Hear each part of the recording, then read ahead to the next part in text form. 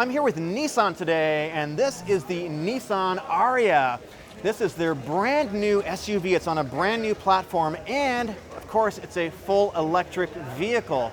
Now, you probably remember the Nissan Leaf, which is actually in their second generation right now. It's a much more modest kind of vehicle, shorter range. It was really the first mass-produced electric vehicle available in America. But now Nissan is here with the Ariya, and this is a brand new mid-size SUV. So let's go check it out and find out what it's all about. This is going to start at about $40,000 and go up from there. And there's a couple different configurations, a couple different models. But Nissan says at the top end, it's going to have a 300-mile range. So it's going to come either with one motor or two motors. You can get it with front-wheel drive only, or it's going to come with an all-wheel drive, what they call e-Force. And they're kind of trying to invoke the spirit of the Nissan GTR, the famous high-performance sports car with the all-wheel drive. And with the all-wheel drive, it's going to be very good in inclement weather. It's going to be able to torque vector power to any one wheel. So it's going to have very good traction in your snowy conditions if you're living in the mountains, places like that. And they're making a big deal of that. It actually has a snow mode. So let's talk charging. Of course, you're going to be able to charge it at home with a level 2 charger.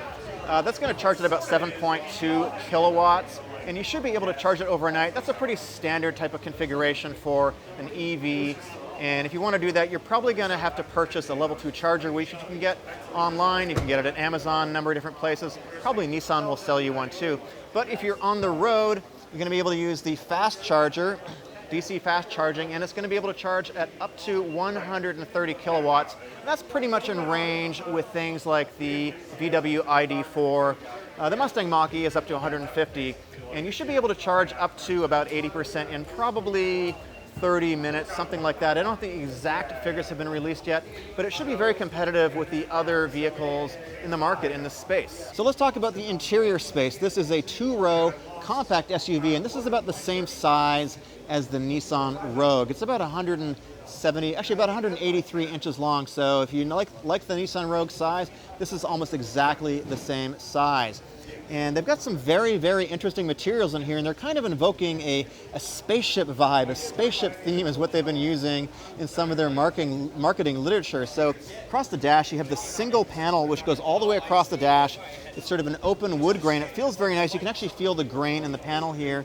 And the HVAC controls, the heating and ventilation controls, there's actually no buttons on them. It's all capacitive touch. It does look very, very cool. Now, in terms of the materials in here, we've got soft touch material up here. It's sort of a leather type material. I think it's simulated leather. We have a little bit of hard plastic here, but very nice soft touch wherever you're going to be looking at it. And the dash is soft touch up here too. It has a very, very sort of sleek, unified single swoosh across the dashboard.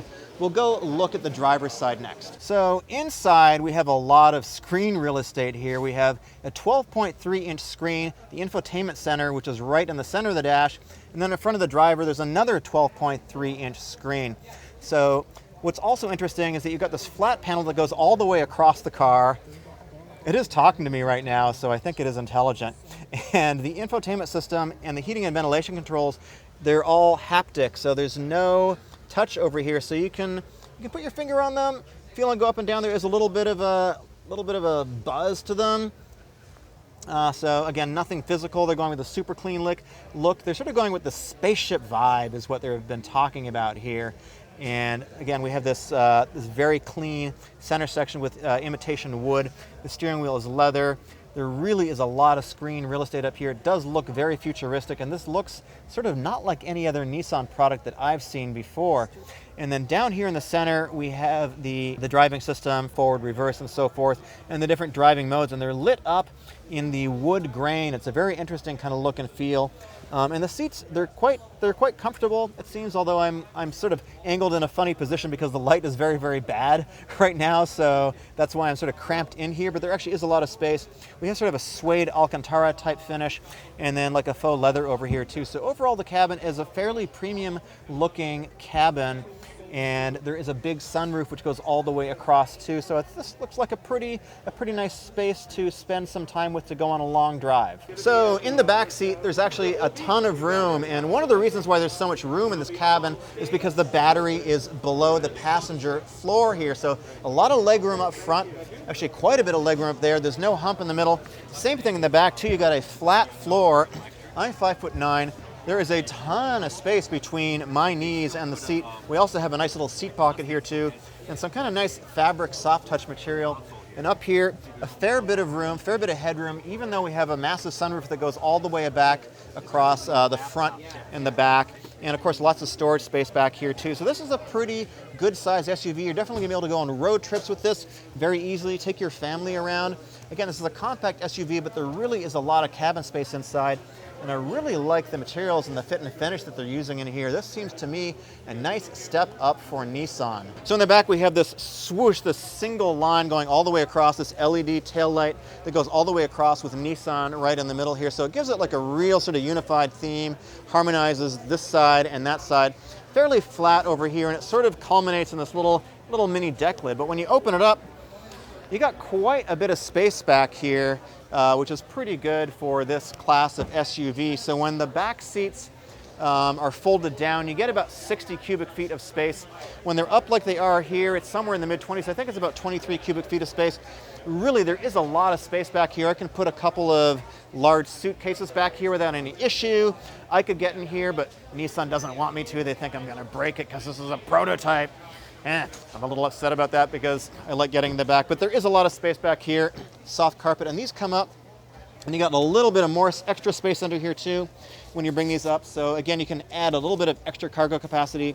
And the batteries, again, the batteries are underneath here, so you do get a lot of space, and that is actually going to be good for handling as well as cargo capacity and passenger capacity. So the Nissan Ariya has an interesting reservation system. You can reserve it online, which is a little bit different than the typical go to the dealer, get whatever they have on the lot. So they're doing more of a customized style of reservation. Well, really it's customized completely to what you want. So it's kind of like what Ford is doing with the Bronco and the Mach-E, and also what Tesla is doing too. So the industry is kind of moving over to this reservation type system, and that seems to be more popular for EVs.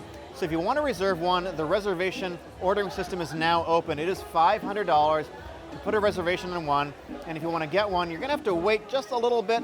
It's going to be fall of 2022 before you can get one for the front-wheel drive version. And the four-wheel drive version with the E-Force, the dual motor, that's going to be later fall of 2022. If you're a hands-off kind of person and you don't really want to touch the steering wheel because maybe you're a germaphobe, or maybe you just like to drive longer distances on the freeway, this has something called ProPilot 2.0, and it is a level 2 system which is going to allow you to drive from exit to exit on access-controlled freeways like major interstates and state highways without using your hands. So it's very much what Ford is doing with their Blue Cruise system, what General Motors is doing with the Super Cruise, and a little bit of what some other manufacturers are kind of moving towards right now. So it seems to be sort of an EV standard, and that is something that is going to be available on here. So as Nissan gets ready to make this available for consumers, I want to thank Nissan for inviting me out. And if you haven't subscribed already, what are you doing? It's absolutely free. My name is Eric. See you in the next video.